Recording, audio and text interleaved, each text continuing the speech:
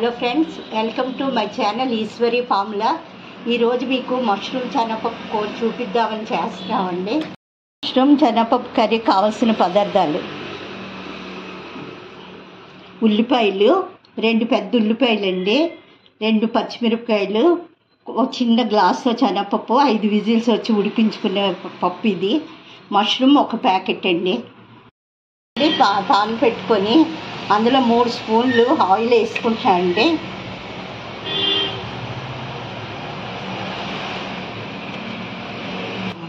Oil వేడెక్కకండి ఉల్లిపాయలు పచ్చిమిరపకాయలు ఇందులో వేసుకోండి. ఇది కొంచెం గోల్డెన్ కలర్ వచ్చిన వరకు వేయించుకోవాలండి ఈ ఉల్లిపాయలు పచ్చిమిరపకాయలను.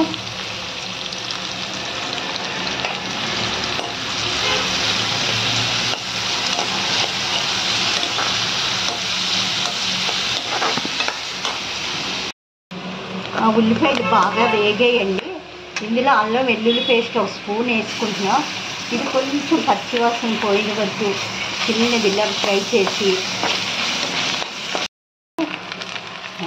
ఉల్లిపాయల్లోనే అల్లం వెల్లుల్లి పేస్ట్ వేసాం కదండి, అందులో ఈ మష్రూమ్ చేస్తున్నాం. ఈ మష్రూమ్ చేసి కొంచెంసేపు ఇలా మూత పెట్టి ఒక 2 నిమిషాలు ఉంచాక శనగపప్పు వేసుకోవాలి.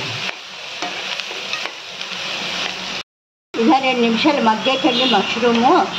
కొంచెం చిటికెడు పసుపు వేసుకొని కారం వేసుకోవాలి.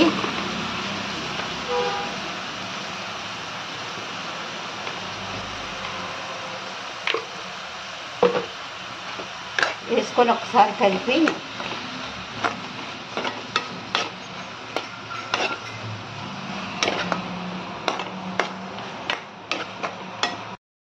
అది పసుపులో కారం వేసి బాగా కొంచెం ఇలాగ అయిన తర్వాత ఇందులో శనగపప్పు వేస్తామండి. ఒక గ్లాసు ఉడికించుకున్న శనగపప్పు అండి. ఇది ఒక గ్లాసు, చిన్న గ్లాసుతో నానబెట్టి వేసి అండ్ ఇందులో శనగపప్పు ఉడికించిన దాంట్లో ఉన్న వాటరే ఇందులో పోస్తున్నామండి. చాలా బాగుంటుంది కూర.